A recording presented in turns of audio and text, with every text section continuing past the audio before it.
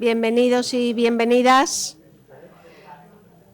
a esta mesa sobre estrategias ante el ecocidio desde la academia y desde el activismo. Vamos a conversar sobre esta cuestión con dos invitadas de excepción, María Valeria Berros, bienvenida, y Sara Mediavilla, bienvenida. El ecocidio está estrechamente relacionado con estos desastres ambientales de los que estaba hablando Joan Martínez Alier en su conferencia. Estos desastres, como él mismo ha dicho, pues están cada vez más extendidos, mayor número alrededor del mundo. Sin embargo, la regulación del ecocidio, pues bueno, es todavía una asignatura pendiente. Para abordar este vacío, en el año 2020, la Fundación Stop Ecocidio convocó a un grupo de expertos y expertas independientes para desarrollar una definición de ecocidio. Y como a los 6 meses, pues este grupo emitió una definición consensuada de lo que entendían por ecocidio, que rápidamente se ha convertido como en el punto de partida de los debates académicos, jurídicos y diplomáticos. Y la definición entiende por ecocidio cualquier acto ilícito o arbitrario perpetrado a sabiendas de que existe un alto riesgo de que cause daños graves, extensos o duraderos al medio ambiente. Bueno, aunque el ecocidio, claro está, se produce de una forma localizada, trasciende, sin embargo, esta escala y se convierte en un problema supranacional. Y en este sentido, desde la sociedad civil, Stop Ecocidio mismamente, pues están proponiendo convertir el ecocidio en el 5º crimen que juzgue la Corte Penal Internacional, al mismo nivel que los crímenes de lesa humanidad o que el genocidio.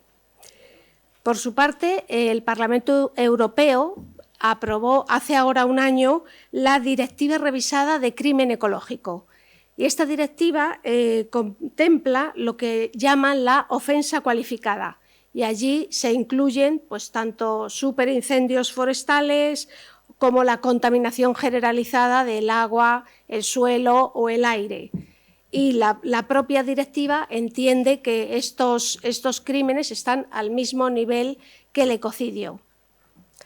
Si pasamos al plano estatal, bueno, pues los diversos países, la regulación está muy irregular. Si bien hay un grupo de 20 países, una veintena de países que tienen regulado ya el ecocidio así tal cual o algo similar y otros están en proceso de regulación, pues hay otros países, entre ellos el Estado español, donde el ecocidio no figura como tal en el Código Penal. Lo que sí figura es cuando se produce una contaminación, digamos, sustancial de agua, de suelo o de aire, o se daña a los animales y a las plantas. Eso sí está contemplado, ya sea de una forma directa o indirecta. Sabemos que España es uno de los países europeos con más infracciones ambientales, con casos tan graves como la destrucción del Mar Menor o la sobreexplotación de agua en Doñana y en las tablas de Daimiel. Reconocer el ecocidio es dar voz a las víctimas frente a los responsables de los crímenes ambientales y facilitar la defensa de las personas afectadas ante la justicia nacional o internacional. Y en este panorama lleno de claroscuros existen distintas vías para abordar el ecocidio y tratar de frenarlo. Una de ellas son pues, a través de la vía jurídica, ¿no? Los litigios ambientales que abren una vía para tratar de frenar el ecocidio y, bueno, pues a escala nacional e internacional. Sobre estas cuestiones va a reflexionar a continuación María Valeria Berros. Valeria es profesora de la Universidad Nacional del Litoral en Santa Fe, Argentina, investigadora del Consejo Nacional de Investigaciones Científicas y Técnicas de Argentina, directora del proyecto internacional MEULEN en la Universidad Nacional del Litoral, e investigadora principal del proyecto europeo Speak for Nature, que aborda precisamente las cuestiones de derechos de la naturaleza y de justicia ecológica. Así que, sin más dilación, tienes la palabra, Valeria. Muchas gracias, Nuria, por la presentación y muchas gracias por la invitación. La verdad que una alegría para mí poder estar acá y compartir algunas ideas sobre estos temas. Y además, bueno, siento que voy a aprender mucho porque todo el tema de la paz no es una de mis especialidades más cercanas. Así que, bueno, la verdad que estoy muy contenta. Y quisiera retomar algo de lo que decía Joan antes con respecto al tema de las regulaciones y el derecho y cómo los estados van organizando el extractivismo, porque ahí tenemos como un punto muy importante para pensar el derecho y es lo que solemos ver muchas veces, un derecho que lo que hace es, en alguna medida, activar violencias en algún punto, ¿no? Incentivando no solamente los extractivismos en términos de militares, paramilitares, sino también a través de regímenes especiales de inversión, como son las inversiones extranjeras. Yo que vengo de América Latina y especialmente de Argentina, hace poco se acaba de aprobar un régimen de inversiones extranjeras muy terrible para nuestro país, donde, bueno, hay como toda una serie de medidas que van a hacer que el extractivismo se profundice aún más. Eso es como todo el costado, podríamos decir, menos emancipador o más violento que el derecho tiene, pero después también hay otra parte, y eso también estuvo bueno porque en las discusiones también surgía, que bueno, si miramos un poco la otra perspectiva, podemos tratar de pensar en los litigios ambientales, que es un poco el título de mi intervención, de qué manera el derecho se ha ido poniendo en movimiento a lo largo del tiempo y cómo algunas sentencias ambientales finalmente son marcas de distintas épocas. Como bien decía Nuria recién, nosotros estamos trabajando en temas vinculados a la justicia ecológica, con eso medio que voy a terminar, porque ha habido como un derrotero muy interesante a donde, además de la existencia de normas y de la aprobación de normas, esa aprobación de normas per se no necesariamente implica que esas normas se apliquen. Y muchas veces cuando esas normas no se aplican, necesitamos que se movilicen. Y ahí es donde viene el rol de la sociedad civil y también de la academia en pensar estrategias e ideas diferentes para el planteo de causas particularmente ambientales. Y en ese sentido, una idea que me parece bastante interesante a trabajar es pensar cómo esas sentencias judiciales pueden ser vistas efectivamente como marcas de épocas y de discusiones de épocas. Una imagen linda para pensarlo es ir a recorrer una hemeroteca en cualquier facultad de Derecho, ahí están todos los tomos de jurisprudencia y están los casos emblemáticos de cualquier área del derecho. El primer divorcio, por ejemplo, el primer matrimonio igualitario, que muchas veces se logró a través de leyes, el primer aborto, que muchas veces se logró a través de sentencias y no de leyes, primer aborto, ese tipo de cuestiones se suelen encontrar ahí. Lo que pasa es que ahora se recorre un poco ese espacio físico. Y para mirar la cuestión ambiental podemos pensar lo mismo. Hay en general, en cada país y en cada tribunal internacional, algún emblema, alguna sentencia que es como una especie de parteaguas en las luchas ambientales y también expresa cuáles son los conflictos que llegan a los tribunales, qué es lo que se discute ahí, porque en alguna medida también podemos pensar que esas demandas judiciales que usan al derecho como argumento y los argumentos judiciales como una estrategia importante de lucha, bueno, finalmente están diciendo algo sobre lo que las sociedades pretenden discutir. Y en ese punto siempre se suele como poner como una especie de parteaguas en el derecho, sobre todo en el derecho internacional, un inicio con la Declaración de Estocolmo de 1972. Esa es como podríamos decir, la historia medio oficial de lo que es los inicios o los albores del derecho internacional del ambiente, pero también del derecho nacional, porque eso después tuvo un montón de repliegues a nivel nacional.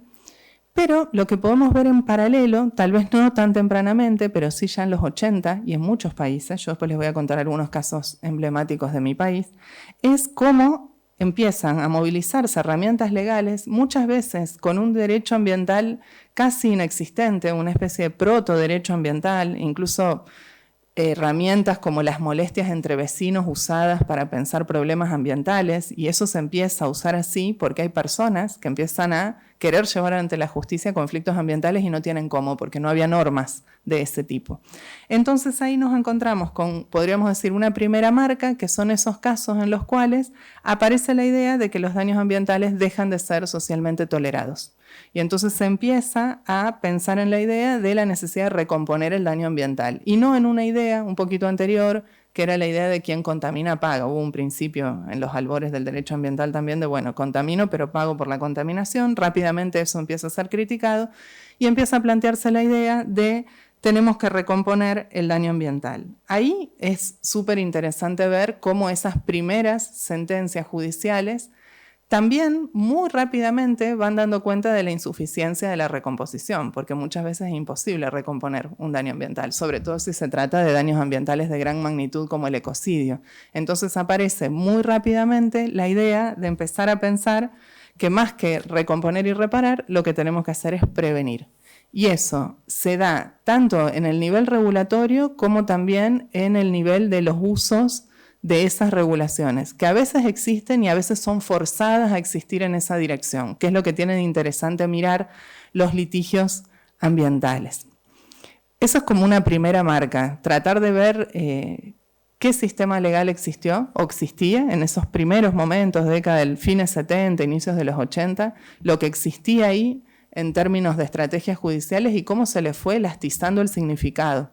Y después vinieron las reformas, por ejemplo, en el caso de Latinoamérica esto es muy visible porque hacia fines de los 80, inicios de los 90, se dio lugar a un montón de reformas constitucionales en muchos países a donde se incorpora el derecho humano a un ambiente sano. Esa discusión, que todavía es discusión en algunos lugares del mundo, es algo bastante antiguo en nuestro continente, porque desde los 90, en una época rara además, porque plena época neoliberal, sin embargo en las reformas constitucionales aparece esa dimensión colectiva y se moviliza mucho esa incorporación del derecho a un ambiente sano en las constituciones ante las Cortes, porque además de incorporar el derecho a un ambiente sano, incorporan la garantía constitucional.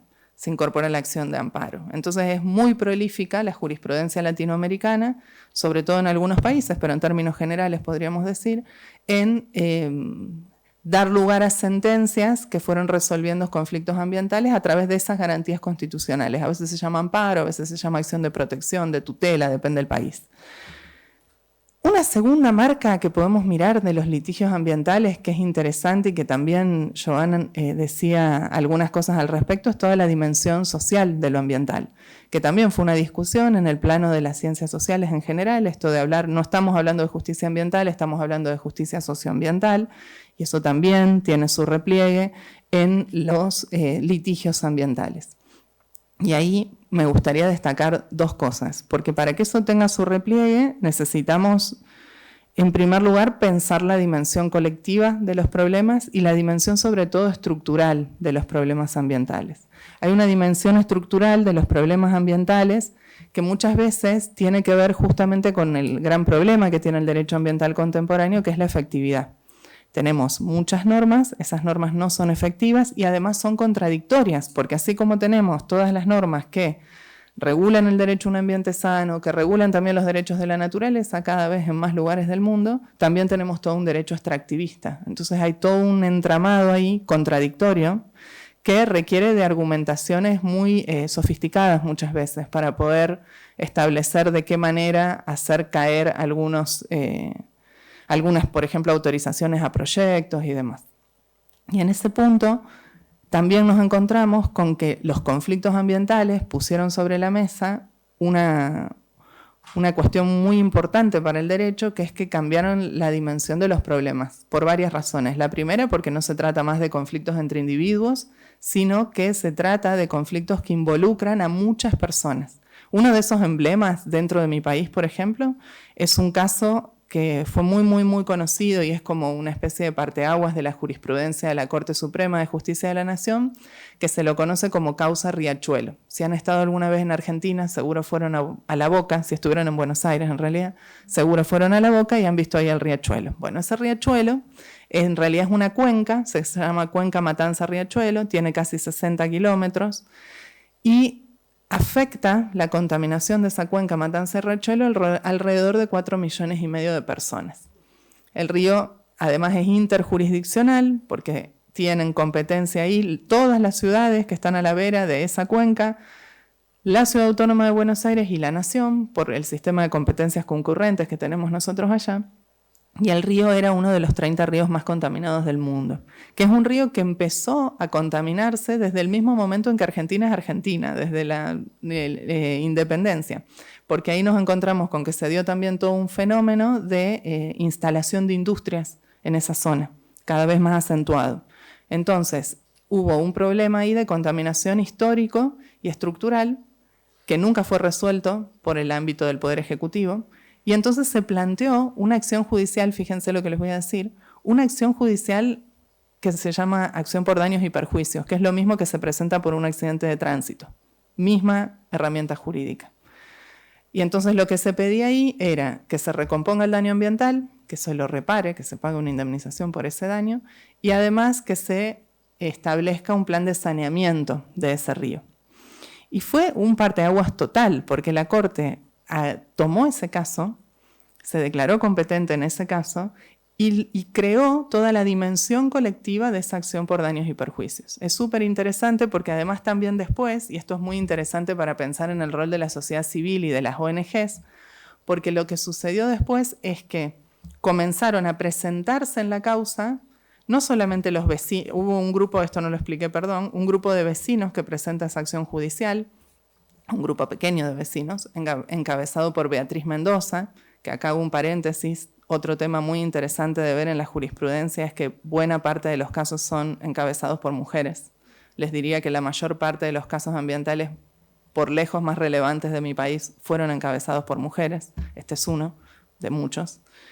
Y este caso se presenta contra el Estado en sus 3 niveles, y a su vez también contra un conjunto de empresas. Lo que sucede es que no todas las empresas de la cuenca estaban demandadas. Después esa demanda se amplía, bueno, esto es medio complicado de explicar, pero lo que sucede allí es que algunas ONGs que estaban trabajando en territorio, en materia ambiental, dijeron, estaría bueno participar de este caso, vamos a tratar de golpear la puerta a ver si se puede. Y entonces lo que hicieron fue tomar una herramienta del derecho procesal individual, civil, clásico también, que es la intervención de los terceros interesados, cuando uno tiene un conflicto con un alguien, con un otro, un privado X, y hay algún tercero que puede ver afectado su interés por la decisión en ese conflicto, puede presentarse. Entonces ellos dijeron, vamos a tratar de presentarnos como representantes de este interés difuso, del río en sí mismo, ¿no? De la cuenca esta, y de todo ese otro conjunto de personas que no estaban implicados directamente en la demanda. Porque estamos hablando de 4,5 millones de personas y esto no era una acción de clase, era una acción, como les digo, una acción por daños y perjuicios. Y la Corte les dijo que sí, porque dijo que estaba creando la dimensión colectiva del tercero interesado. Y eso ya habilita a que un montón de otros casos judiciales permitan que eso suceda, porque aparte es una decisión de la Corte. Y lo que hizo la Corte fue algo muy interesante, que fue sentar a todas las partes, particularmente a las 3 partes estatales que están implicadas en ese territorio, y les pidió que armen un plan de saneamiento para la cuenca. Esto fue importante porque la Corte, por su rol de Poder Judicial, no podía establecer los contenidos de un plan, porque estaría interfiriendo las competencias del Poder Ejecutivo, pero les dijo, bueno, siéntense y hagan este plan. Fueron haciéndose un montón de audiencias públicas, es un caso que se lo puede ver online, a todas esas audiencias y a los jueces preguntando un montón de cosas a las distintas partes intervinientes y sobre todo al Estado. Y cuando el plan fue realizado, ese plan fue controlado por distintos expertos, por distintos profesionales de la universidad pública. La Corte dijo, bueno, vamos a ver si esto es factible o no, y ahí intervino la academia. Fíjense que también tenemos ahí otro, como un rol muy saludable y muy provechoso de la academia interviniendo en una causa judicial. Todo esto a partir de un rol muy activo que tiene la Corte en los casos ambientales, que también tiene que ver con nuestra propia regulación, que establece que en los casos ambientales los jueces y juezas tienen un rol activo y pueden hacer todo este tipo de cosas. Pueden como ser directores del proceso de una manera muy activa, ir más allá de lo que las partes mismas pidan, que es algo que no se puede hacer en otro tipo de casos. Y cuando el plan estaba ya más o menos acordado, lo único que hizo la Corte fue decir, bueno, ahora lo tienen que cumplir. Y yo lo que sí voy a hacer es un cronograma de cumplimiento de esto y después van a tener que informarme periódicamente de qué manera van cumpliendo con ese plan. Y esas ONGs y el Defensor del Pueblo que se presentó junto a las ONGs están llevando adelante el rol de control de cumplimiento de la sentencia. La Corte en la sentencia dice, bueno, vamos a armar un cuerpo colegiado para que controlen que efectivamente la sentencia se ejecute, que es otro gran problema del derecho ambiental. Muchas veces se piensa que las sentencias son un punto como de éxito y final, y en realidad son el punto de inicio de una nueva etapa que tiene que ver con cómo hacer efectiva esa sentencia. Muchas veces las sentencias quedan en triunfos de papel, simplemente esto no es solamente una cuestión vinculada a lo ambiental. Pero bueno, ahí tenemos como una marca muy importante que tiene que ver con cómo pensar un derecho que clásicamente fue establecido sobre pilares individuales para atender este tipo de problemas, que son colectivos. Y ahí también hay otro punto que es muy importante, que es la pregunta por quién representa esos intereses colectivos o difusos. Y acá, esto es también interesante para pensar en el rol de la sociedad civil. Hay un caso muy famoso de Argentina, que es de los 80, fíjense del tiempo del que estamos hablando, de 1983, es el caso Catán. Había un activista, que a su vez es abogado, que se llama Catán, que presentó una acción judicial porque él vivía en Buenos Aires, en Capital, pero la entonces Secretaría de Ambiente habrá sido en aquel entonces, si no era Ministerio Seguro, la Secretaría de Ambiente había autorizado que se capturen 14 toninas overas, que es parecido a un delfín, en Patagonia, para investigación científica. Y entonces este señor Catán dijo, bueno, este es un buen caso para yo poder armar acá una estrategia de diseño de quién representa o qué vínculo hay que tener con eso que sucede para poder ir a la justicia y defender esas toninas, o lo que sea, ¿no? Otro ecosistema, etc. Él no tenía una proximidad física con las toninas, no vivía en la provincia de Chubut, que es donde se iba a hacer la captura, en las costas donde se iba a hacer la captura. Y entonces desarrolla así la idea de los intereses difusos, que tienen titularidad difusa en cualquier habitante del país, independientemente de su afectación individual.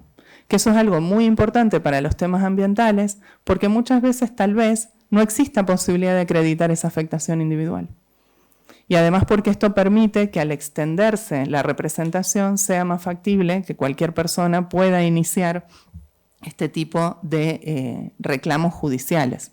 En su momento esto fue muy criticado, sobre todo de parte de los profesores de Derecho Administrativo, así que hay como todo un derrotero ahí de luchas y de muchos artículos que van y vienen, pero finalmente es una idea muy extendida en el país. Incluso hay provincias que tienen leyes de protección de intereses difusos, donde cualquier ciudadano puede ir a la justicia contra una decisión que toma el Estado. En el caso de mi provincia de Santa Fe, en esos mismos años, aprueba una ley en esa dirección. Si el gobierno local, provincial, dicta una norma que violenta de alguna manera los intereses difusos, y ahí hace como una lista del ambiente, la flora, la fauna, el patrimonio cultural, el patrimonio histórico, cualquier persona puede pedir la revisión de esa decisión o de esa omisión. Si no se hace alguna cosa y eso afecta a esos intereses difusos, también se puede hacer lo mismo. Y esta es otra herramienta que es muy importante para el litigio, que tempranamente se desarrolló allí, pero que hoy por hoy en un montón de países de América Latina es muy habitual encontrar una teoría ya muy sofisticada sobre los intereses colectivos y difusos, que tienen que ver con estas titularidades, en el caso de lo difuso, de personas, entre comillas, sueltas, y en el caso de los intereses colectivos, de organizaciones constituidas regularmente, de ONGs, asociaciones civiles, fundaciones, que tienen como objeto la protección del ambiente. Por esa existencia con ese objeto ya pueden representar, en ese caso podrían haber representado las toninas overas. Y ahí hubo como un planteo muy estratégico que marcó una época y marcó como marcaron dos hitos importantes en el litigio ambiental que tienen que ver con la necesidad de pensar la dimensión colectiva del derecho y la necesidad de pensar esto de cómo hacemos en alguna medida o cómo tornamos posible la representación cuando existen daños ambientales de distinto tipo. Que eso es algo que se fue desarrollando a lo largo del tiempo y que todavía en algunas latitudes sigue siendo un tema pendiente. de desarrollo. Acá en España hay mucho todavía trabajo por hacer, por lo que pudimos, bueno, por Speak for Nature, el proyecto que tenemos, hay varias instituciones que son españolas y, bueno, nos van contando de algunas dificultades que hay, sobre todo en el tema más que nada vinculado con los daños y perjuicios en materia ambiental y pensar la recomposición del daño desde el ámbito del derecho privado, que eso es algo que también es como un camino distinto y diferente, pero que te habla de darle una dimensión colectiva al derecho privado, lo cual es toda una labor para realizar y que en algunos casos se ha avanzado más o menos en esa dirección rápidamente, en Brasil, en Argentina, mucho. Y finalmente, y ya con esto voy cerrando, que ya me llega el tiempo, ¿qué se discute hoy en día? Y que lo dejo como para pensar y después por ahí intercambiar un poco más, o cuál sería una de las marcas contemporáneas en el hoy en día. Y ahí podemos pensar en cómo los litigios socioambientales van empezando a ser interpelados por otro tipo de denominaciones, y una tiene que ver con lo socioecológico, y empezar a dejar de poner en el centro al humano para empezar a pensar en términos más ecocéntricos. Y en esa dirección hay varios fenómenos que se están desarrollando, algunos regulatorios que tienen que ver con el reconocimiento de derechos de la naturaleza en distintas dimensiones. Bueno, un parteaguas en ese punto fue Ecuador en el año 2008, cuando incorporó los derechos de la naturaleza o de la Pachamama en su Constitución Nacional, seguido lo cual algo muy similar sucede en Bolivia.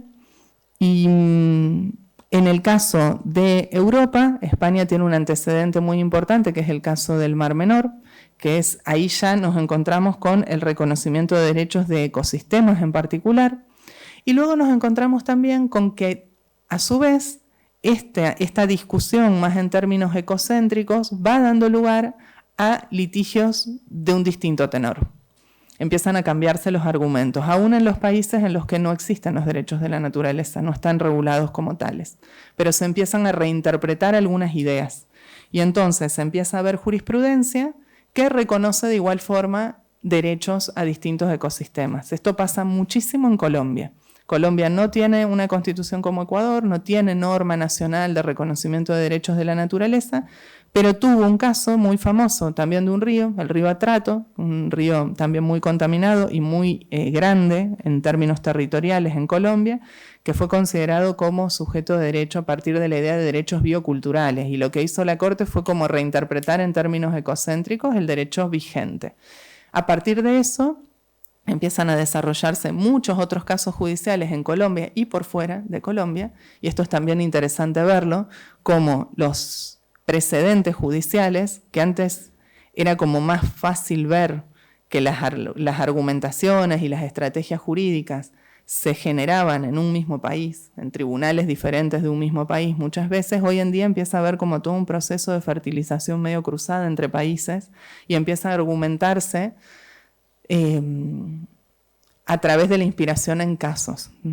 Y eso se ve como bastante claro también en la litigación climática, donde empieza a haber casos con generaciones futuras, generaciones de adultos mayores que van estableciendo casos. Bueno, y eso empieza como a inspirar cruzadamente las decisiones judiciales, pero sobre todo los argumentos que se plantean para el planteo, valga la redundancia, de las causas judiciales. Y después hay todo un degradé de cosas, empieza a hablarse de perspectiva ecocéntrica, en vez de reconocer derechos a través de las sentencias judiciales, las cortes dicen, bueno, hay que pensar que también los ecosistemas tienen sus propios intereses, y no hay solo intereses estatales e intereses de privados. Esto sucede en la jurisprudencia argentina, o se empieza a plantear también la idea del indubio pro natura. ¿Vieron ese indubio famoso, el indubio pro reo, que es la presunción de inocencia? En los casos penales si se presume la inocencia del imputado. Bueno, en el caso, y después hay regímenes legales enteros que son protectorios de la parte más débil, por ejemplo el derecho laboral. El principio indubio pro operario explica eso, explica por qué el derecho laboral tiende a balancear un poco algo que está desbalanceado por naturaleza, y el principio indubio pro natura lo que tiende a poner de relieve, esto se trabajó un montón en la jurisprudencia, sobre todo de Brasil, es que cuando existen distintos criterios para tomar una decisión en un caso, hay que estar aquel que sea más protectorio de la naturaleza. Y esto se ha aplicado mucho en distintos litigios judiciales y empieza a ser solicitado también en las demandas. Y en ese punto, y con esto cierro y vuelvo a lo que planteaba Nuria al principio, hoy en día se está discutiendo muy fuertemente la cuestión del ecocidio, tanto a nivel nacional como a nivel internacional, y hay distintas estrategias, ¿no?, sobre el tema. Una de ellas es la que Nuria explicaba, de modificar el estatuto existente y agregarlo como un crimen internacional más. Hay quienes están más a favor y más en contra, porque esto es más sencillo, porque es modificar algo que ya existe. Y hay quienes dicen que en realidad mejor sería tener una convención específica sobre ecocidio, que sea como más enfocada en el tema y más y que permita que el ecocidio no tenga que estar necesariamente pensado en vinculación con otros crímenes. Esa es como la otra posición que existe, pero lo cierto es que también, y esto sobre todo se ve más en el ámbito tal vez del litigio nacional, es una idea que también empieza a circular cuando se empiezan a plantear los casos de grandes, por ejemplo, incendios, de grandes sequías, de grandes fuegos inextinguibles que últimamente proliferan cada vez más, se lo empieza a nombrar de esa forma. Y eso también es como una marca de nuestra época bastante distinta y está como un poco en ebullición. Hay que ir viendo de qué manera eso se le va dando forma, ¿no? Porque es cierto que por el momento hay muy pocos países, como decía Nuria hace un ratito, que tienen esta figura. Y es muy difícil también, eso en general se trabaja dentro del campo del derecho penal y de los códigos penales o de alguna ley penal en particular, y es cierto que el derecho penal, y con esto cierro, en términos de derecho ambiental siempre ha sido visto como, bueno, es lo que está a lo último, ya cuando llegamos al derecho penal es que hicimos todo mal, y hoy pareciera como que se le está dando otra impronta a ese tema y se lo quiere poner en un lugar un poco más central. Y ahí creo que tanto el litigio como las estrategias que se planteen para tratar de lograr incorporar esa figura en los sistemas legales, ya sea internacionales como nacionales, pueden convertirse también en una marca de época para ir mirando y para ir haciéndole el seguimiento. Muchas gracias.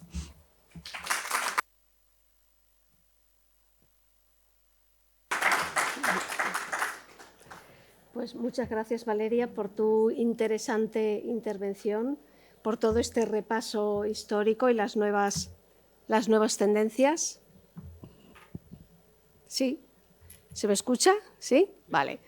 Pues eso, agradecer a Valeria su intervención y, bueno, el ecocidio, como ya va quedando claro, pues daña al medio ambiente, pero también tiene ramificaciones con los que se daña a las personas y a los derechos humanos. Los pueblos indígenas, por estar estrechamente vinculados al territorio, conocen bien los efectos del ecocidio y al mismo tiempo atesoran maneras o conocimientos para convivir con el medio ambiente que habitan, digamos, de una manera pacífica o armoniosa. Sobre este vínculo entre pueblos indígenas y un medio natural saludable nos va a hablar Sara Mediavilla. Bienvenida. Sara es antropóloga e historiadora, trabaja para Survival International, el movimiento global por los derechos de los pueblos indígenas, y desde allí impulsan campañas con el objetivo de frenar los abusos contra los pueblos indígenas en nombre de la conservación de la naturaleza y promover modelos que respeten sus derechos y conocimientos. Así que, sin más dilación, Sara, adelante. Bueno, muchas gracias, Nuria, y muchas gracias a IPAZ por el espacio, por dar ese espacio a una lucha que es un poquito más especial, no tan visibilizada, que es la lucha territorial por los derechos de los pueblos indígenas.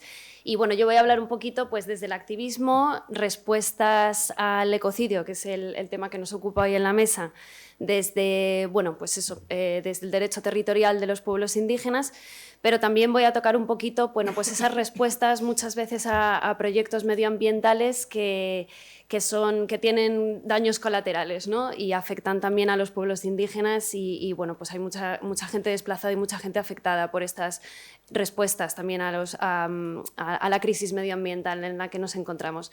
Entonces yo quería empezar bueno, creando una imagen, ¿no? Una imagen para estimular un poco nuestras mentes y imaginar un poco un ecosistema intacto, ¿no? Lo que nosotros imaginamos como ecosistema intacto, una selva, por ejemplo, infinita, donde los árboles centenarios se entrelazan con lianas y raíces ocultas, ¿no? Donde, por ejemplo, puede estar el tigre, como puede ser en la India, o el gorila en el Congo, o una sabana inmensa también, una sabana inmensa y dorada como las que veíamos en las películas de Disney, como la del Rey León, ¿no? Que vemos a las cebras trotando y a los leones y que vemos en todas estas imágenes también que no hay personas, ¿no? Son espacios vacíos, totalmente ocupados por estas imágenes preciosas que tenemos en nuestras cabezas, que nos han, bueno, pues creado todos estos documentales también grandiosos de David Attenborough, y vuelvo a mencionar Disney también, porque bueno, pues ha creado muchas de estas imágenes también. Un mundo puro, virgen, pero sin rastro humano, ¿no? Sin personas.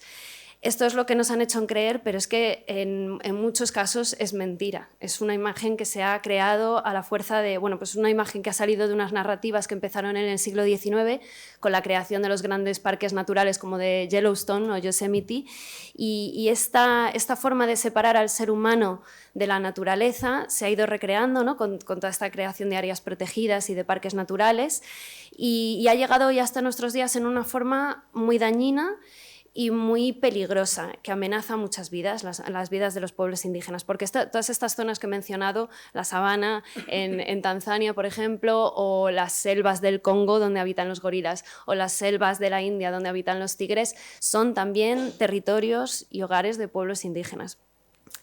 Todos estos territorios los han habitado desde tiempos inmemoriales, y de hecho, si a día de hoy podemos ver gorilas, podemos ver tigres, podemos ver cebras trotando libremente, esos animales, ¿no? Y esos ecosistemas que tanto ansiamos por proteger y que tan amenazados están, es porque los pueblos indígenas han estado viviendo ahí y conviviendo y protegiendo también todos estos espacios. También todo este imaginario de bosque prístino, ¿no? Y virgen, intacto, también es un poco mentira, porque los pueblos indígenas no solo han sabido conservar y convivir con estos ecosistemas, sino que también les han dado forma. Ellos recolectando, cazando, moviéndose, ¿no? También porque los pueblos indígenas tradicionalmente siempre han sido nómadas y se han ido moviendo estacionalmente, buscando zonas de caza, buscando zonas de agua, etc. También han dado forma a estos ecosistemas, no son ecosistemas completamente intactos, ¿no? Entonces, bueno, pues quería empezar con esta imagen, recreando pues llamando la atención a estos imaginarios que tenemos en nuestra cabeza, sobre todo en el mundo occidental, y cómo esta separación, ¿no? de personas y de ecosistemas ha generado un modelo de conservación que llamamos de conservación fortaleza, porque separa pues eso, de manera de fortaleza a las personas de las áreas protegidas y los parques naturales. Por ejemplo, pongo un ejemplo. Quería también, empezar hablando cuando hablamos de los pueblos indígenas, ¿quiénes son? ¿No? Son personas que han estado en estos sitios, en estos territorios, antes de la llegada del otro, y que han mantenido sus formas, sus idiomas, sus formas de vida tradicionales y sus idiomas, etcétera, a pesar de la invasión y de la sociedad envolvente, ¿no? Esa sería una definición general, pero luego aplica en diferentes continentes, hay diferentes definiciones, y también, es fundamental para definir a las personas indígenas, que las propias personas indígenas se identifiquen como tal, ¿no? Estamos hablando de unas entre 300 y 400 millones de personas en todo el mundo, personas indígenas, repartidas a lo largo de todo el mundo. Pero volviendo al tema del que estaba hablando, ¿no? La conservación fortaleza, el crear áreas protegidas, parques naturales, echando a la gente de estos parques naturales a la fuerza, muchas veces también utilizando la violencia, es un modelo que llega hasta nuestros días. Por ejemplo, en el caso de los masáis en Tanzania, se les expulsa de sus tierras para crear zonas de safari de lujo, en el que, pues, por ejemplo, los reyes de Emiratos Árabes van a cazar. Por ejemplo, se crean estos modelos.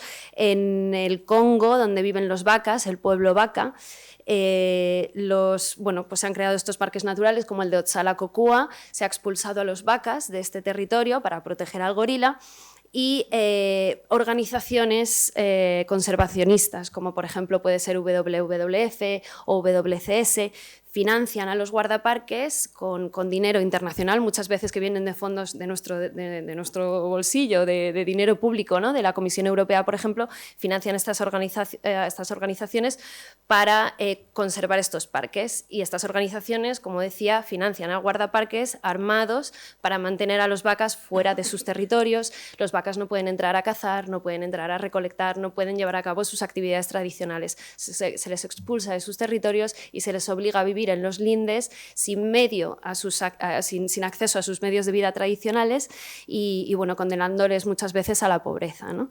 Los pueblos indígenas no son pobres de per se. Los pueblos indígenas, mientras tienen sus tierras protegidas y acceso a sus territorios, prosperan. Y esto lo hemos visto, por ejemplo, en Brasil, con los Yanomamis, hasta que empezó a entrar una minería un poco más agresiva en los últimos años, pero cuando se protegió todo su territorio se vio como los Yanomamis, teniendo acceso libre al agua, a la caza, etc., los Yanomamis prosperan, las poblaciones se reproducen, crecen, etc.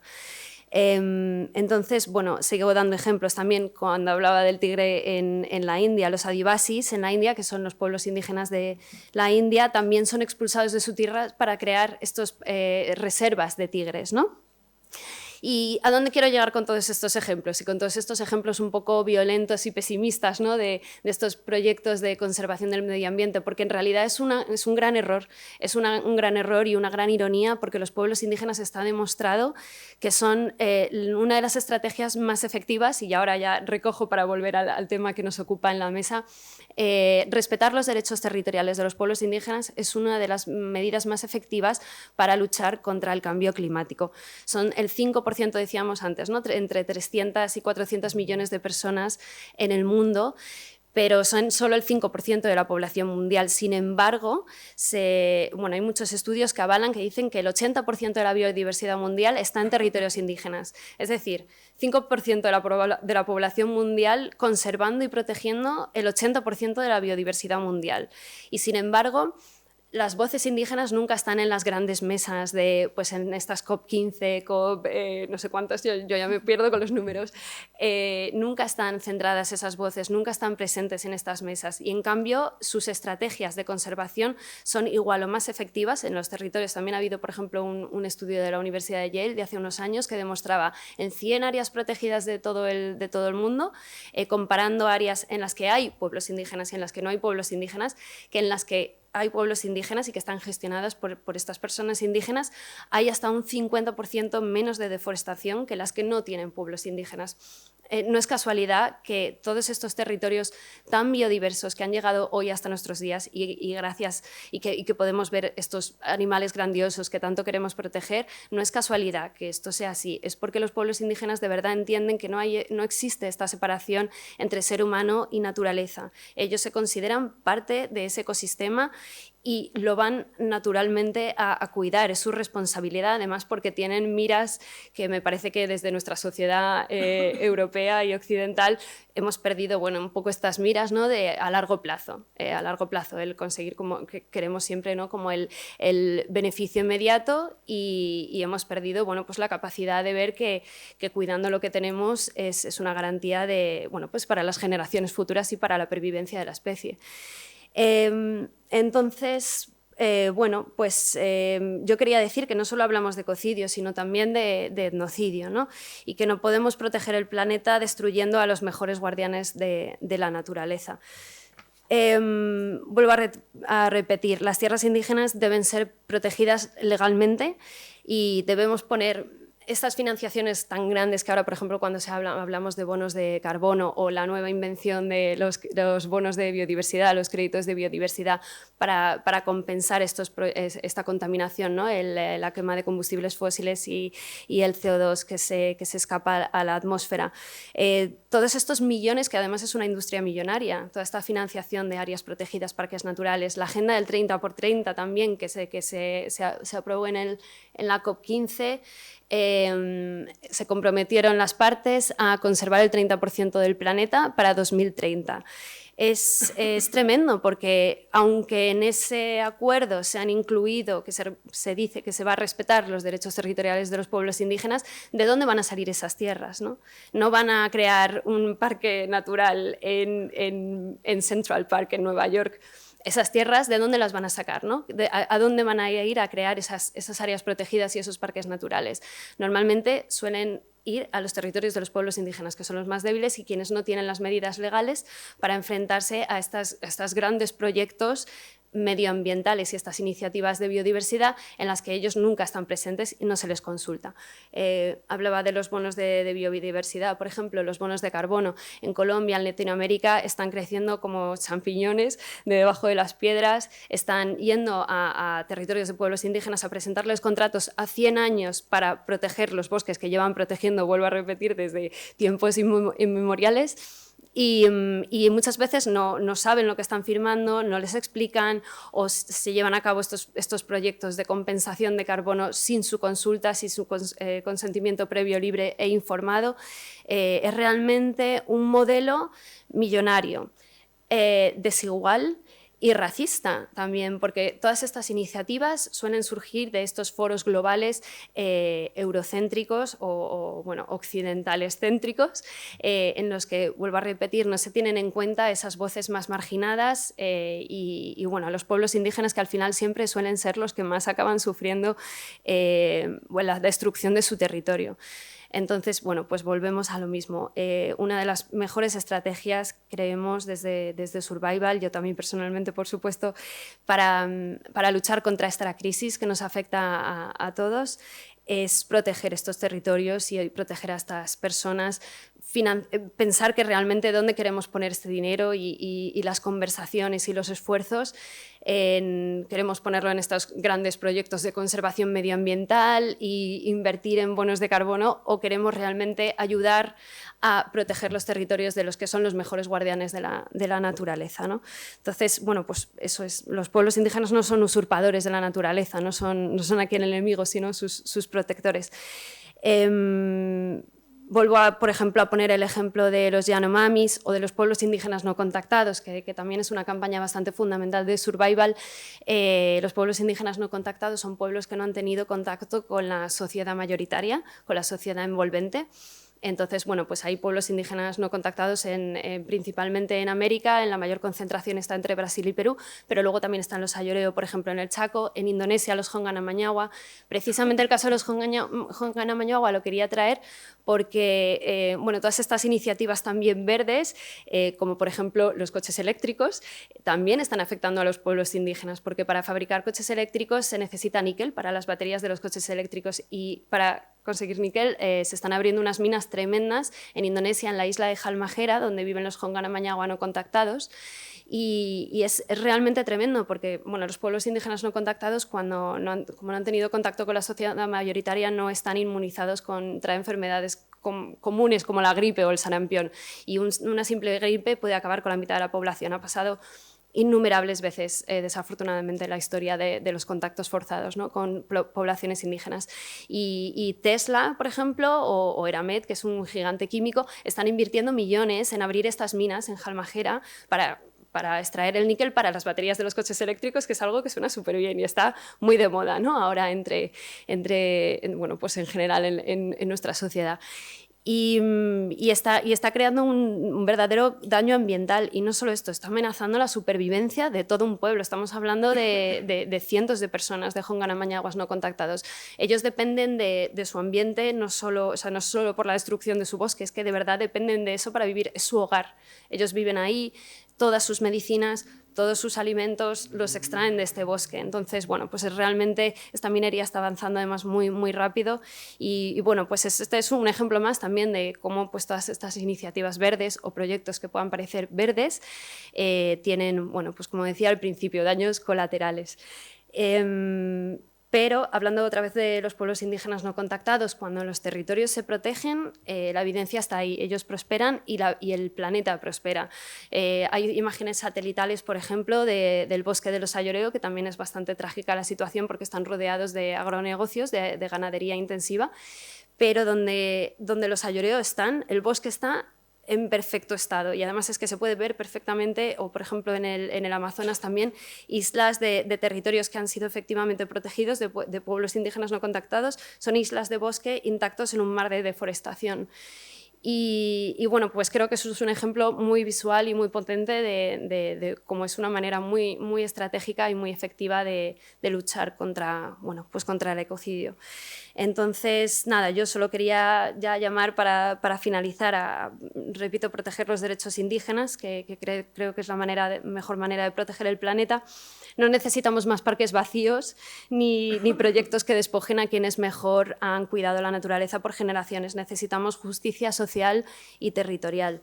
Exigir políticas de conservación que incluyan a los pueblos indígenas, apoyar las luchas indígenas y amplificar sus voces y centrar sus voces en estas conversaciones. No lo digo en este caso porque obviamente bueno, pues es muy difícil traer voces indígenas, pero yo les invito que entren en nuestra página web, en survival.es. Ahora, cuando salgan ahí verán que tenemos folletos y mucha información, que estarán mis compañeros ahí repartiendo información sobre Survival. Pueden ver muchísimos vídeos de testimonios de pueblos indígenas que han sido afectados por proyectos de conservación de la naturaleza y también bueno, pueden investigar un poco más sobre nuestra campaña por los pueblos indígenas no contactados, por sus derechos y también les invito a cuestionar el papel de las grandes ONGs conservacionistas, pues estas como había mencionado antes, por ejemplo WWF, African Parks, ahora por ejemplo en el Congo también está haciendo bastante daño al pueblo vaca, y exigir transparencia en los proyectos de conservación, de dónde viene este dinero, qué se hace con este dinero, ¿no? Con estos grandes millones que se invierten en estos proyectos de conservación. Los pueblos indígenas no son el problema, son la solución. Gracias.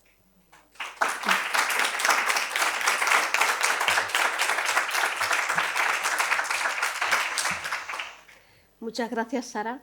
Bueno, pues yo creo que quedan planteados muchos temas por parte de las dos invitadas, cada una de una temática diferente, pero bueno, que traen a colación pues un montón de cuestiones que ahora bueno, os invito a debatir, así que si tenéis preguntas, pues adelante.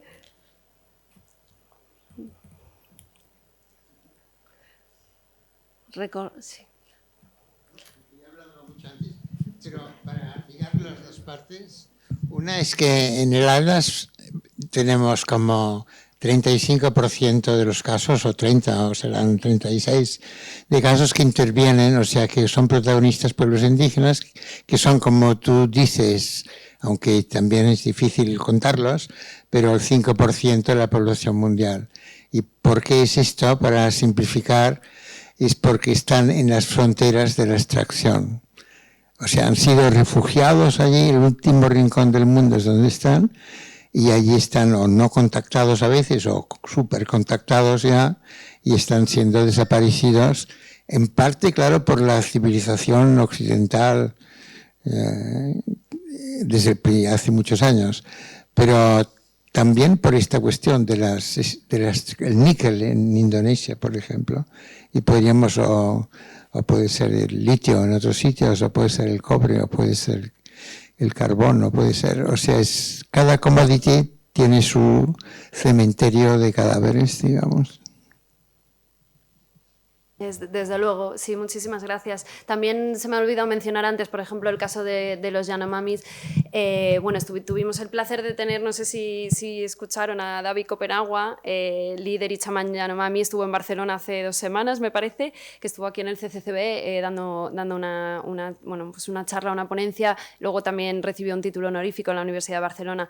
Pues el pueblo Yanomami enfrenta también la minería la extracción ilegal de oro. Se cree que hay hasta 20.000 mineros ilegales en el territorio Yanomami que están extrayendo oro con las turbinas que utilizan para sacar el oro, utilizan mercurio y este mercurio además lo derraman en los ríos, contamina los ríos de los que beben, del agua que beben los Yanomami.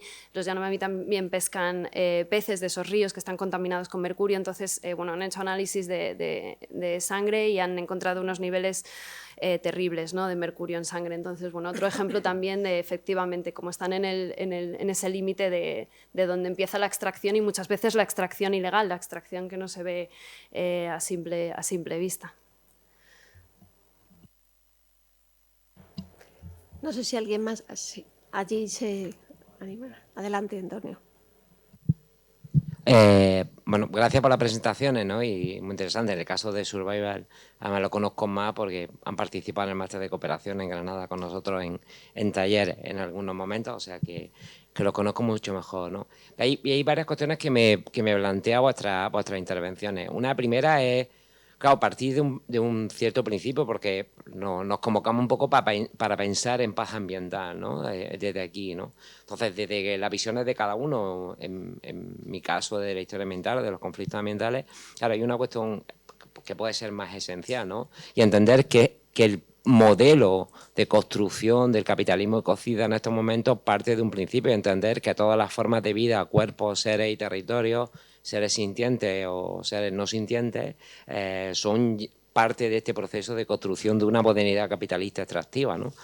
Por tanto, pensar que quizás deberíamos de entender que esa es la frontera en la que tenemos que luchar, ¿no? En la que tenemos que entender que el modelo no nos va a permitir ningún tipo de resquicio, ¿no? Entonces, ¿cómo construir otro modelo? Otro debate y otro reto que es para un poco también para lo que estamos aquí, ¿no? Entonces, claro, partir de entender ese juego central, ¿no?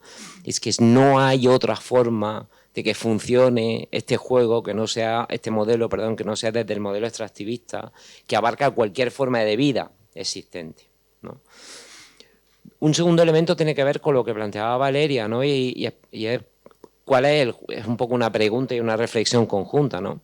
¿Cuál es el juego? Porque claro, esta modernidad capitalista se basa en un entramado legal, en un modelo de estructura de Estado, con toda una normativización de la relación entre territorio y poder, que es justamente un anclaje de esa modernidad capitalista extractiva, ¿no?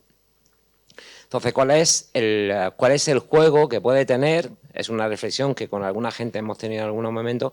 El juego que puede tener el pluralismo jurídico, el pluralismo normativo, ¿no? Porque esos pueblos indígenas y otros muchos lugares tienen otro tipo de normas, de legalidades, ¿no? ¿Cuál es el posible diálogo, ¿no? En este caso no interepistémico, sino interlegal, ¿no? Para entender que hay otras formas legales y otras herramientas legales que no son solo las del Estado y cómo se puede jugar ese juego, que sé que es muy difícil y que ya has planteado algunas de las cuestiones, ¿no? Digo, los trabajos, por ejemplo, de Orlando Aragón Andrade en México con la zona michoacana, ¿no? Que es algo que sí conozco bastante, están jugando a esa lógica de existe otro pluralismo jurídico que tiene que ser reconocido, ¿no? Pero es un debate, ¿no? Que hay diferentes posiciones, ¿no?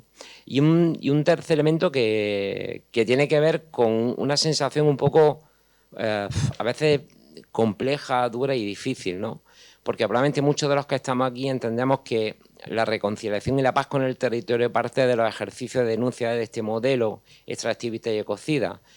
Pero tú citabas, y antes lo estaba hablando con otras personas, que el caso del níquel, del litio, y el año pasado trabajando en Chile, y algunos de los que están aquí lo conocen, trabajando en Chile con las comunidades coras, en la zona de Copiapó, en el desierto de Atacama, ¿no? Que es ahora el eje central del nuevo modelo del gobierno de Chile de concertación de la extracción del litio, pues el resultado que te encuentras es que cuando ese modelo de concertación fija unos cupos de extracción del litio que los va a otorgar a una compañía hegemónica, en este caso SQM, que es la gran compañía del triángulo de extracción del litio, y margina las empresas chinas que eran hegemónicas hasta ahora, las comunidades coras no están planteando en ningún momento que el escenario de sacar la salmuera del litio Maricunga, por ejemplo, a 5.000 metros de altitud, sea para ellas un problema, que ellas quieren jugar en ese juego para extraer parte de los beneficios del litio. Y nos encontramos con que los académicos llegamos con nuestras supuestas ideas preconcebidas muy formalizadas de cuál es el camino, comillas, correcto, y la realidad que nos encontramos en muchos territorios es que el camino va por otro sitio, ¿no? Entonces, lo digo para entender la complejidad, ¿no? Que la complejidad vivida en muchos momentos en territorio, todos los que estamos aquí lo aseguro que la hemos tenido en muchos momentos, es muy difícil, ¿no? Porque luego la realidad es otra, muy diferente. Y las comunidades coras son básicamente comunidades hegemonizadas por mujeres, que son las que discuten las que plantean ese ejercicio de nosotros queremos jugar en la concertación con las empresas transnacionales de litio y con el gobierno chileno para ver qué papel jugamos aquí, ¿no? Y qué podemos extraer de todo este modelo, otro modelo extractivista, ¿vale? En fin, simplemente gracias por la intervención y nada, dejaba ahí la pregunta. Bueno, pues Sara, Valeria, no sé cómo queréis. Sí. Tenéis una aquí, dos, tres. Hacemos varias y después. ¿Hacemos varias? Dale. Vale, hacemos varias y luego respondemos. Venga, pues adelante. Una pregunta más. Bueno, ya que estoy aquí, vale. Vale, me han gustado mucho las dos intervenciones, muchas gracias. Me han llamado la atención varias cosas. No me quiero extender mucho, pero bueno, si no luego comentamos. Pero, conozco bien el caso de Ecuador, estuve viviendo y trabajando allí tres años, y allí las contradicciones derechos de la naturaleza versus derechos extractivos se dieron en su máxima expresión con los gobiernos de Rafael Correa, sobre todo. Y siempre salían perdiendo los pueblos indígenas, no solo pueblos indígenas, también comunidades mestizas y alianzas de ecologismos populares para la defensa del territorio, siempre salían perdiendo. Es decir, la contradicción ahí estaba bastante clara. Y ahí se nos ocurría, yo estuve trabajando en un equipo interdisciplinar, que muchas compañeras eran abogadas, pero también antropólogas, y teníamos siempre la pregunta: ¿realmente pueden los ordenamientos jurídicos, que al final son herencia de un pensamiento eurocéntrico y por tanto antropocéntrico, pueden realmente proteger los derechos de la naturaleza, incluso de los pueblos indígenas? O más bien, como planteaba Antonio también, es necesario ya establecer diálogos con otros, no sé si llamarlo ordenamientos jurídicos, o otras formas de proteger derechos, ¿no?, que surjan de los pueblos indígenas. Bueno, lanzo esa pregunta también un poco a las dos. Y solo un detalle, cuando habláis de pueblos no contactados, en Ecuador el pueblo Guarani se autodefine como pueblo en aislamiento voluntario. Es decir, han sido contactados y no quieren más contacto. Ya ha habido bastante. Supongo que habrá más casos así. Sí. Bueno, gracias. ¿Había otra pregunta por ahí? Sí, tengo al Tomás y al Pera. Bueno, no te rayes, ¿eh? No, simplemente era en palma con lo que acaba de decir aquí Luis. La posibilidad, sobre todo por Valeria, pero Sara también puede comentar, la posibilidad de que se reconozcan los derechos de la naturaleza. En las jornadas anteriores que hablamos de este tema, los que no lo sabíamos, hubo una sentencia de un tribunal en Murcia en la cual se reconoció el derecho de la naturaleza de la manga menor para no ser contaminada. Insólito. Un tribunal sentencia que hay un derecho de la naturaleza. Sé que Naciones Unidas tiene preparado sobre este ámbito también alguna convención. Y mi pregunta es, bueno, ¿cómo lo veis vosotras, sobre todo Valeria, como jurista, el reconocer los derechos de la naturaleza? Lo hemos conseguido con los animales, con las personas ya lo teníamos, ahora tenemos los animales. La naturaleza es el tercer ámbito, por esa simbiosis que no puede haber separación entre humanos y naturaleza. Bueno, hacemos ahora esta ronda con una respuesta, luego ya si hay alguna otra pregunta. Había una pregunta más. Venga, pues esa entra en esta ronda y luego ya respondemos. Sí, bueno, aparte, en primer lugar agradecer las ponencias, ¿no?, muy interesantes, y quizás también enlazando con la pregunta que hacía Pera, también un poco dirigido a Valeria, un poco qué perspectivas ve en todos estos derechos de la naturaleza y toda esta legislación, porque en cierto sentido en la ponencia se han marcado los avances que ha habido pues desde los años especialmente 80, pero claro, en este momento, y bueno, yo creo que en Argentina, Trump, etcétera, hay una cierta ofensiva contra todo este derecho y contra estas legislaciones internacionales, ¿no? En fin, el lema de Trump, solo ganar, fue excava, excava y extrae, extrae, ¿no? Entonces era un poco ver también cómo ve las perspectivas de futuro en este momento. Muy bien, pues ¿empiezas tú, Valeria? Sí. Venga. voy a tratar de poner todo en una misma cosa, vamos a ver si me sale. Bueno, a ver, con respecto al tema de los derechos de la naturaleza, empezamos por el final, capaz para hilvanar mejor. La idea de sujeto de derecho en el derecho romano, ese viejo derecho que impregna un montón del campo jurídico contemporáneo, viene de la idea de máscara, porque no todas las personas eran sujetos de derecho, los esclavos eran objetos que se compraban y vendían, entonces uno era sujeto en tanto tenía esa máscara puesta. Viene un poco de ahí como el hilo allá viejo. Y entonces esa idea de sujeto de derecho, que podría uno decir, bueno, es más bien técnica, hay como una tendencia a ver, bueno, el derecho es una técnica y es una ficción, lo cual también es un poco peligroso. Durante mucho tiempo funcionó solamente en el plano de las personas físicas y las personas jurídicas, las empresas, por ejemplo. Pero cuando se empezó a reconocer como persona jurídica a lo que hoy llamamos empresa, hay un montón de tipos de personas jurídicas, no fue tampoco fácil. Porque justamente por lo primero que les menciono, que no siempre todas las personas fueron consideradas portadoras de derechos, sino que fueron objetos, se dio como un fenómeno de asociación directa entre sujeto y persona física. Hay un texto muy, muy lindo de un jurista francés que se llama René de Mogue, que el título es Sujet de droit, sujeto de derecho, que explica un poco todo este fenómeno. Y fíjense que es de 1909, y él dice, cada vez que se intenten ampliar derechos va a pasar lo mismo. Cuando quieran ampliar derechos a los animales y a las generaciones venideras, 1909 hablaba de generaciones venideras, va a pasar lo mismo. No pasó tanto con las generaciones venideras, es un poco por la mirada medio antropocéntrica que se tiene sobre ese concepto, pero sí pasó con los derechos de la naturaleza, que generaron un montón de discusión y de debate. Quienes venimos del campo del derecho, ahí la verdad que no es tan complicado. Así como las empresas tienen derecho, bueno, la naturaleza y los ecosistemas pueden tener sus propios derechos, que es lo que sucedió en el caso de Ecuador, no sin todos los conflictos que mencionaban ustedes recién, especialmente vos, con respecto al tema del extractivismo. Pero es interesante el fenómeno del reconocimiento de derechos de la naturaleza, tanto en Ecuador como en Bolivia, a mi manera de ver, porque no vinieron sueltos en el aire, sino que estaban dispuestos dentro de una propuesta que en su momento se planteaba como un horizonte alternativo al capitalismo, llamada Buen Vivir, que tiene un montón de dimensiones, una de ellas la ecológica, y decían, bueno, las personas tienen un derecho a un ambiente sano, que eso ya existía en las constituciones previas en los dos países, ahora vamos a incorporar los derechos de la naturaleza.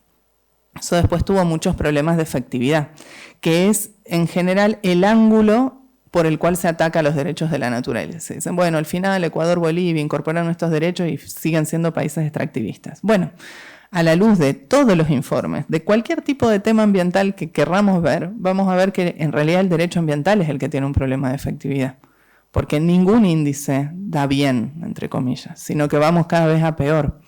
Pero, sin embargo, hay un punto específico en contra de los derechos de la naturaleza y en contra de los derechos de la naturaleza de estas vertientes más indigenistas, que puede llevarnos a pensar que hay algo ahí que da cuenta de nuestra incapacidad de pensar en un derecho más plural, porque al fin y al cabo también hay otro rol que el derecho tiene, más allá de la cuestión de la efectividad y demás, que es su rol performativo.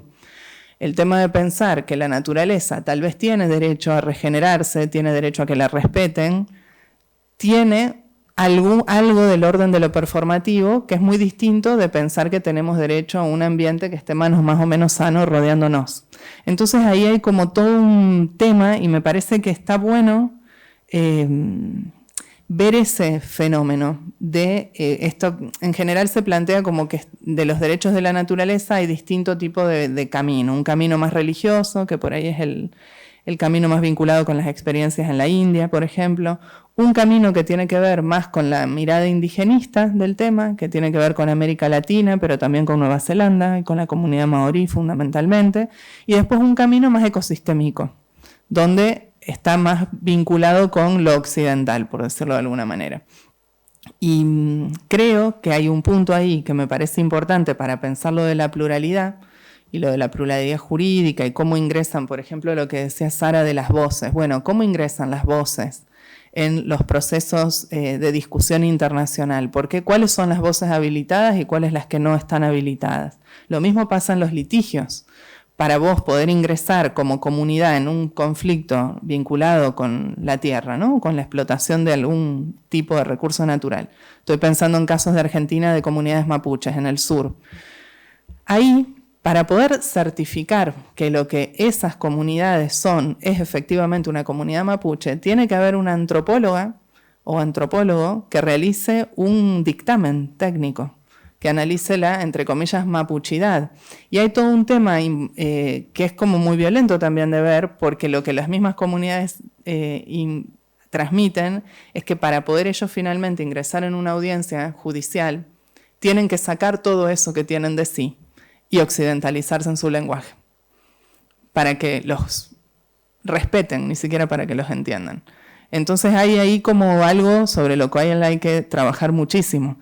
Y que tiene muchos repliegues que son tal vez muy, muy chiquititos, porque están en una pericia, en un lugar, pero que a su vez también pueden ser muy relevantes, por ejemplo, en las negociaciones internacionales.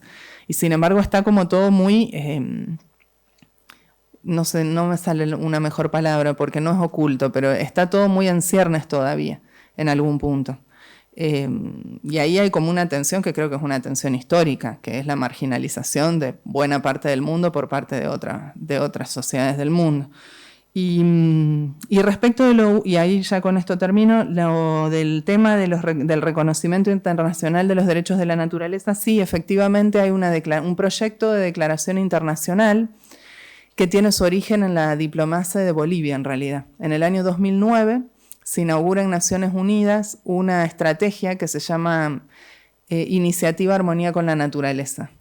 Y esa iniciativa Armonía con la Naturaleza todos los años tiene una declaración y un reporte, y es re interesante de ver eso, porque cuando uno va mirando la declaración de todos los años, desde el 2009 a esta parte, la idea era como ir en esa dirección más ecocéntrica y pensar en la armonía con la naturaleza al estilo de lo que se piensa en términos de buen vivir o de ambiente sano, una cosa menos antropocéntrica, en disputa con la idea de desarrollo sostenible.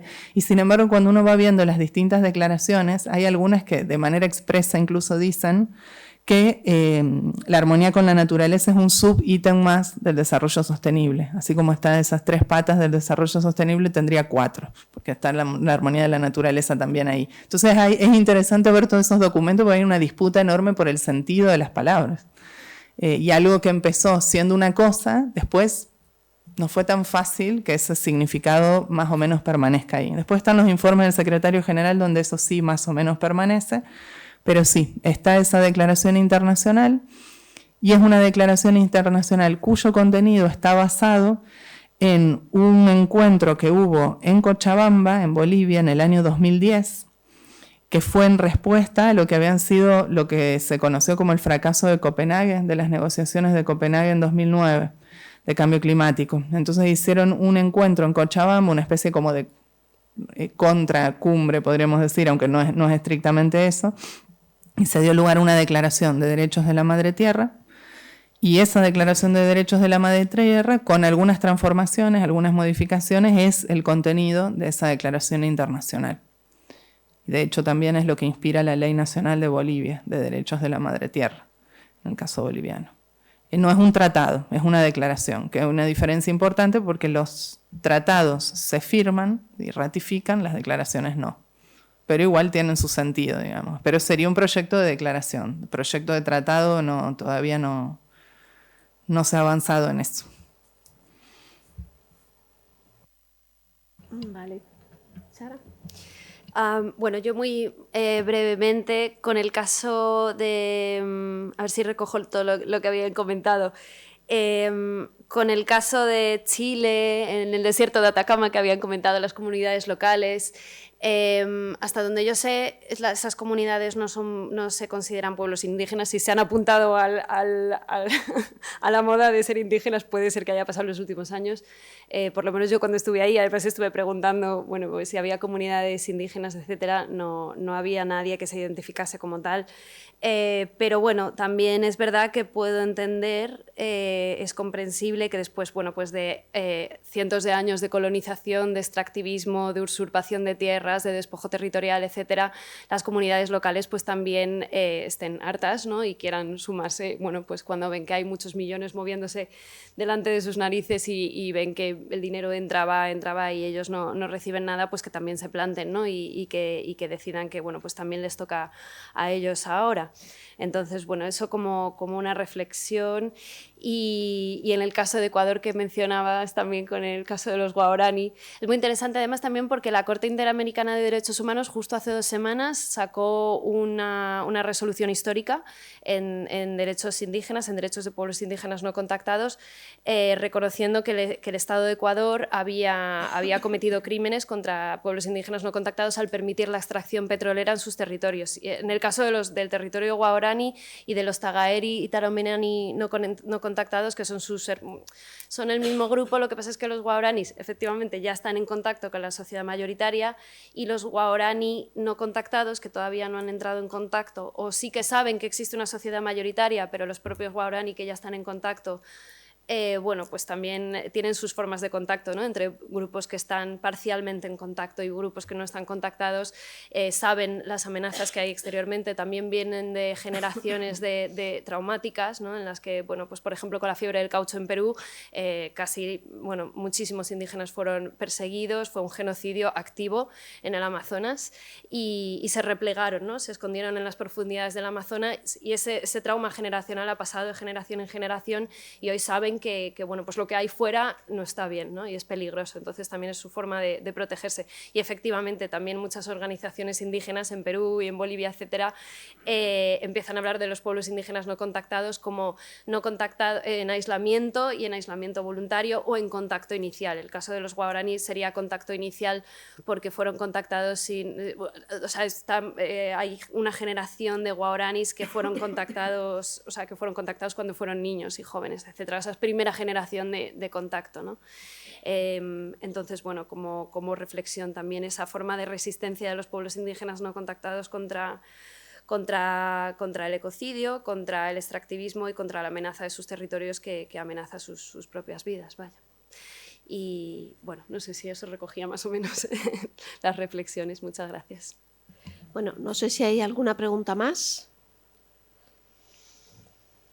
Una más y ya cerramos. Bueno, por supuesto, muchas gracias por las intervenciones. En principio, una pregunta en relación con los derechos de naturaleza, el reconocimiento de los derechos de naturaleza, si se va avanzando, si hay esperanza o está habiendo retroceso y sobre todo, qué actores son los que están más activos en esa promoción. ¿Vale? Ya está. Paro ahí. Digo, muy tarde. El tema de los derechos de la naturaleza se ha ido haciendo más heterogéneo. Al principio se pensaba que existía solamente como una especie de vía en la dirección del reconocimiento de derechos, sobre todo a través de constituciones, pero bueno, eso es muy difícil porque lograr un momento constituyente no es fácil, pero desde el caso de Ecuador a esta parte hubo, y además de Bolivia, hubo recientemente otro proceso constituyente donde este debate ingresó, que fue en Chile. En Chile, en el primer proyecto de constitución que finalmente fue rechazado, se incorporaron los derechos de la naturaleza y también se incorporó otra cosa que forma parte de los debates más actuales, que es el derecho a la interrelación. Porque también el hecho de sacar a la naturaleza del mundo de los objetos y pasarlo al mundo de los sujetos no deja de ser dicotómico. Entonces algo que se empieza a plantear es, bueno, a lo mejor lo que hay que mirar ahí es el vínculo. Y entonces hay que proteger el derecho a la interrelación entre esos sujetos o ese sujeto y objeto, etcétera. Y bueno, pero eso no se aprobó. Sin embargo, fue una discusión fuerte en el caso de Chile. Después tenés un montón de lugares a donde se ha avanzado en legislación provincial y local también, que eso también depende mucho de la distribución de las competencias regulatorias. No todos los países tienen esa posibilidad, pero en el caso de los países donde las propias ciudades regulan Hay muchas ciudades ya, en muchos lugares, que tienen derechos de la naturaleza reconocidos por ordenanza. Eso se puede ver en la página de Naciones Unidas, que se llama Armonía con la Naturaleza, y está un poco la recopilación de todo. Eso es por la vía regulatoria de leyes. Y después, a nivel de jurisprudencia, hay un montón de sentencias ya. En países que tienen los derechos de la naturaleza incorporados, en el caso de Ecuador, la Corte Constitucional tiene algunas como publicaciones sobre el tema y la jurisprudencia constitucional sobre derechos de la naturaleza en Ecuador. Ha habido, sobre todo en años más recientes, ha habido una proliferación muy grande de sentencias y casos como muy emblemáticos sobre derechos de la naturaleza en Ecuador. Y después lo que tenemos también es un poco esto que les comentaba antes del caso de Colombia del Río Atrato, que la Corte de Colombia dijo, bueno, nosotros no tenemos derechos de la naturaleza en nuestro sistema legal, pero yo actualizo la interpretación del derecho ambiental en esa dirección y empiezo a nombrar determinados ecosistemas como sujetos de derecho. Y además les nombro un guardián, un representante. Eso en Colombia se dio en ese primer caso y después hay un montón de casos más, muchísimos, sobre todo de ríos, pero de otros ecosistemas también. En algunos casos le nombran guardián, en otros no. Y eso que pasa en Colombia pasa también en otros países. Hay como una tendencia como de incorporar este argumento en el litigio. A veces porque lo hacen las propias personas que plantean el caso y otras veces porque es el propio tribunal el que lo define así. Hay un caso interesante también en Colombia que fue muy seguidito al Atrato y es un caso famoso también porque es el primer litigio climático de América Latina. Se lo conoce como Generaciones Futuras versus Colombia. Y es un caso de un grupo de 25 niños, niñas y jóvenes que demandan que representan a las provincias de la Amazonía colombiana, todos ellos, son de distintos lugares de ahí, y iniciaron una acción judicial contra el Estado colombiano por deforestación. Muchos de los litigios climáticos en nuestra zona tienen que ver con destrucción de ecosistemas. Y en ese caso, la demanda no planteaba este tema. Sin embargo, la Corte lo introdujo y declaró como sujeto de derecho a la Amazonía colombiana, y además también mandó a realizar un pacto intergeneracional. Y en ese pacto la Amazonía tenía rol como sujeto, ¿no? Así que bueno, también está eso, jueces que directamente se apropian de la idea y la aplican. Y después tenemos unos casos más como en el degradé, más matizados, más grises, que no reconocen como sujeto de derecho, pero que lo que hacen es decir, bueno, yo soy crítico del antropocentrismo, hay que tener una perspectiva ecocéntrica de los conflictos ambientales, porque en esos conflictos ambientales aparecen los intereses del Estado, los de los privados y también los de los ecosistemas. Le reconocen intereses. Es casi muy próximo a reconocer derechos, pero bueno, no llegan al reconocimiento de derechos. Y eso se ve también cada vez más en la jurisprudencia. Y es lindo ver cómo se ve esto que les decía de la fertilización cruzada, porque se da un poco así. Ese caso de Colombia inspiró un montón de otros casos, en los cuales en esos otros casos ya directamente se incorpora el argumento de los derechos de un determinado ecosistema, esto con el tema de la destrucción de ecosistemas. Ese caso inspiró, por ejemplo, uno de los litigios climáticos que hay ahora en curso en Argentina, que es sobre las quemas del delta del Paraná. Y ahí se usó misma idea, era un grupo de niños, niñas y jóvenes, pero a su vez también se pidió que se declare al delta del Paraná como sujeto de derecho. Y la Corte se declaró competente, pero usó esto de, bueno, vamos a tener en cuenta los intereses del delta del Paraná, esa perspectiva ecosistémica. Desde el año 2008, que Ecuador empezó con esto, hasta ahora es muy grande el camino que se ha desarrollado. Lo que pasa es que también es muy grande el camino que se ha desarrollado del lado del extractivismo, entonces es como difícil porque van los dos muy en paralelo. Pero es cierto que también se ha avanzado bastante en esa dirección. Después hay un peligro que cuando hablaba Sara del tema de las ONGs y demás, hay un tema ahí también para la cuestión de los derechos de la naturaleza que es un poco un peligro, porque hay como una tendencia a que la incidencia en este tema es lograr así como sea ordenanzas y leyes que reconozcan los derechos de la naturaleza, aun cuando la sociedad donde se aprueba esa ordenanza no tenga ningún tipo de discusión al respecto. Y entonces se manejan modelos de regulación que van como intentando presentarse en un lado, en otro, y eso no sé si no es al final un poco contraproducente, porque al final le saca potencia y contenido a la discusión real. Pero bueno, eso es una cosa que va como por otro lado y que tiene un poco que ver con algunas de las dinámicas que mencionaba Sara recién. Bueno, han salido muchas cuestiones sobre el ecocidio, nos da para la reflexión. Muchas gracias a las invitadas, Sara, Valeria, y muchas gracias a todos y a todas por vuestra asistencia.